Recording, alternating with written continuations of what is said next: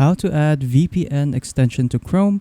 So that's what I'm going to show you guys in the super quick and easy tutorial. So without further ado, let us begin. So first, what you want to do is go to the top right corner of your Chrome, click on these three dots right here, and then just go to extensions. So from here, what you want to do is go click on Visit Chrome Web Store. And then once you're here, you'll now be redirected here in the Chrome Web Store. So from here, what you want to do is click on Extensions. Next, in this Extensions tab, what you want to do now is to just simply search up for VPN. There you go. And then after that, you can choose any kind of VPN extension that you want to use. So as an example, I'll be using this VPN right here, free VPN for Chrome VPN proxy. So I'll just click on this. Afterwards, I'll just click on Add to Chrome, click on Add Extension, and then after that, just wait for the extension to download.